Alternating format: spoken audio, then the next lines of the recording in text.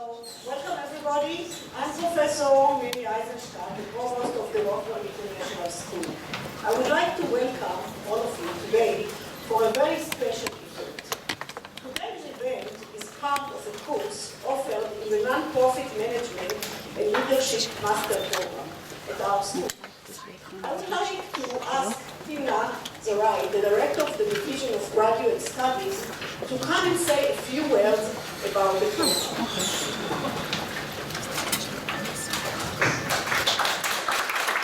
Thank you, Dr. Eisenstadt. The Nonprofit Management and Leadership Program is an MA program offered by the Rothberg International School and the Paul Barrawold School of Social Work and Social Welfare at the Hebrew University of Jerusalem. The Nonprofit Management and Leadership Program is a one-year program in English that is designed to create a core of leaders in the nonprofit world with cutting-edge education and skills in management, entrepreneurship, and leadership.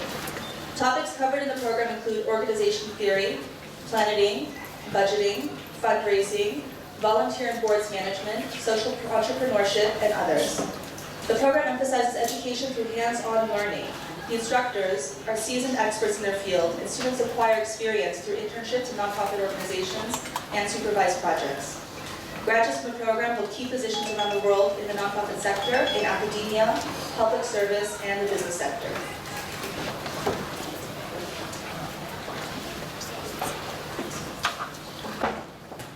As you probably know, the Rothberg International School does not have a cheerleader program, so I guess I've been selected as the next best thing. We're privileged to welcome today Mr. Amar'e Stoudemire to the Hebrew University of Jerusalem and to the Rothberg International School. As an NBA All-Star,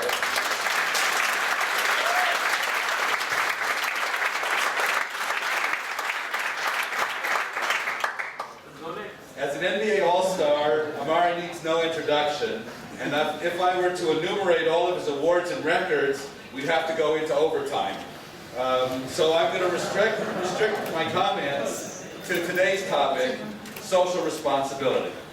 Amar'e Stoudemire has not only left his mark on the game of basketball, but also on the community through his award-winning outreach. In 2003, Amar'e established the Each One, Teach One Foundation with the purpose of providing support to at-risk children and families. Each One, Teach One is an amateur athletic union basketball program that provides a platform for student athletes to maximize their national exposure. The primary goal is to give every player in the program the opportunity to secure a scholarship to attend an accredited college or university. The Each One, Teach One platform for success instills discipline, dedication, and determination, while staying true to the family principles of trust, love, loyalty, and commitment to the project's players and their families. The combination of education, life skills, and basketball can give young men a formula for success, embracing excellence and striving to be positive, enthusiastic achievers in reaching their potential in all areas of their life. Players in the program are expected to be students first, and only then athletes, as well as respected members of the community in which they live. In November 2008, Stoudemire received the NBA's Community Assist Award for his work with Each One, Teach One Foundation and its efforts to provide safe drinking water in Sierra Leone by funding the building of water wells in impoverished villages. Amar'e currently runs the Amar'e Stoudemire Foundation, a youth outreach program designed to creatively inspire and help at-risk youth to succeed with the goal of eradicating poverty through education. By providing education, support, supplies, tools, and donations, the foundation helps each child thrive and achieve goals well beyond even their own expectations. Amar'e recently partnered with Scholastic to release a series of children's books with the goal of turning more children into readers. The series is called STAD, Standing Tall and Talented. Amar'e is an honored member of the African community of Mali's Basketball Commission, and he was named Goodwill Ambassador to the country of Sierra Leone. Please join me in welcoming today's interviewers, Mr. Ronnie Kleiman, National Director of the Canadian Friends of the Hebrew University, and Dr. Sidney Engelbert from the Hebrew University School of Social Work and Social Welfare, and our special guest, Mr. Amar'e Stoudemire. I'll turn the microphone over to Dr. Engelberg to begin the discussion.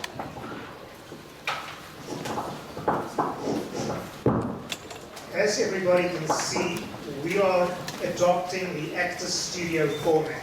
So the way that we'll be using our time is not by you hearing a lecture, but by having an interactive session where initially Rami, myself, will be asking questions of Amar'e, and then we'll open it up to questions from the audience.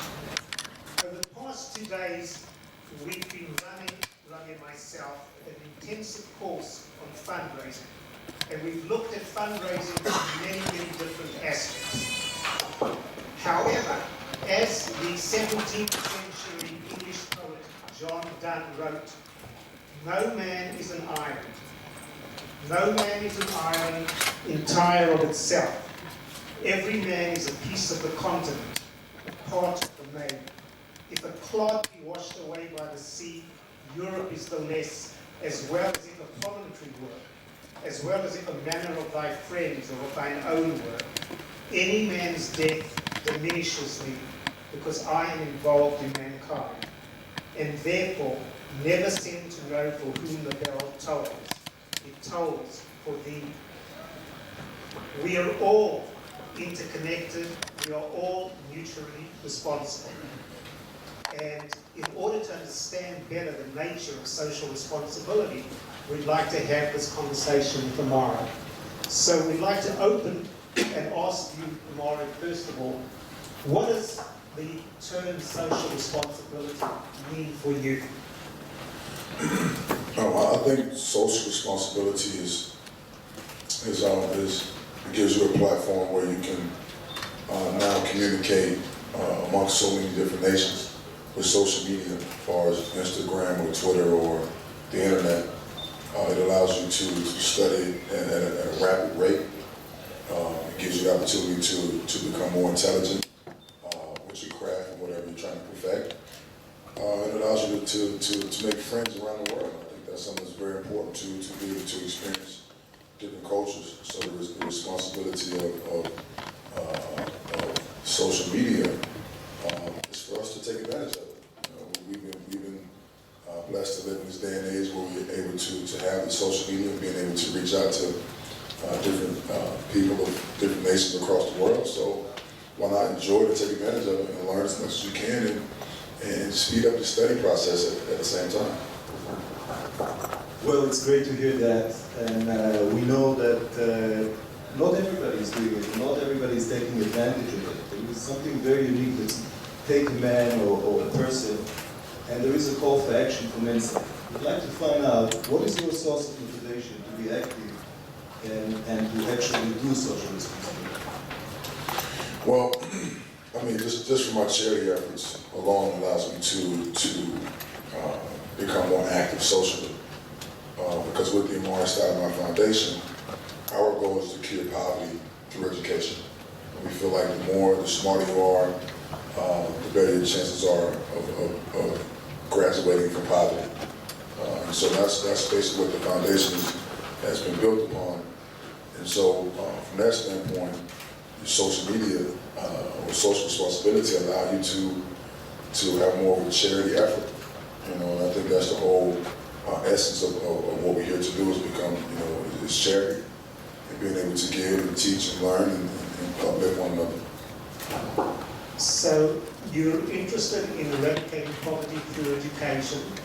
Could you tell us in a little bit more detail the stories of some of the initiatives and projects and programs that your foundation has been responsible for? Well, the Amar'e Stoudemire Foundation was founded in 2005, and I started a basketball program for the youth. I've had over 200 students that are now in Division I colleges, and these are kids that are from poverty. I have 5 students that are now in the NBA, all from my program, and I as just the youth basketball portion of it. As far as the international portions of it, I actually traveled to Sierra Leone, a country in Africa where these tribes were using their own waste for water. So I was able to travel there and build this type of play area for these kids and allow them to somewhat pump water while playing. So I provided fresh water for these tribes in Sierra Leone. I was also able to travel to Mali and to build a basketball program for them there. And I had an African exchange program to where students from Mali can now travel to the United States. I have 3 students right now in the United States that are studying and going to their Division I colleges. And these students have never spoken English, they've never seen a computer before, never knew about Twitter or Instagram or any social media. And I was able to bring this type of lifestyle to them for the simple fact of giving back from charity, from the charity efforts. So, and these students are now in America, and one student actually is going to go play professional basketball with a European team, but I may change that. I have to play for Jerusalem.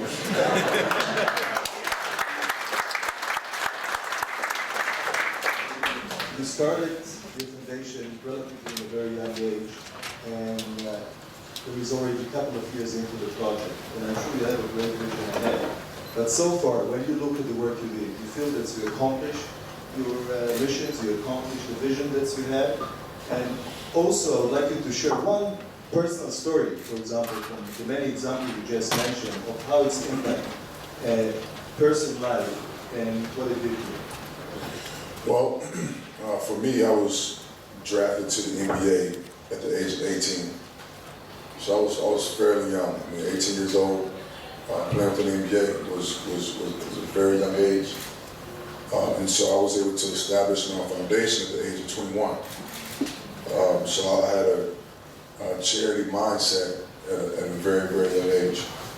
And so being from poverty, and I was able to somewhat graduate from poverty, and I have somewhat of the cure on how to cure poverty, because I was there and I actually had a first-hand experience, and I was able to make it out, and I was able to provide hope and help for the ones who wasn't blessed with the athleticism or the height or the ability to play basketball. And so over time, I was just studying more and starting to figure out ways to create better charity efforts. And I was able to create a great format with youth basketball and also with the exchange program. And now we're looking to build an academy in the United States, an actual school that goes from the grades from high school. And so these are things that are in the works. I mean, we started a curriculum for African American studies of the Jewish culture. You know, so we're doing things through education that will allow people to study, use their brain, and be able to escape poverty.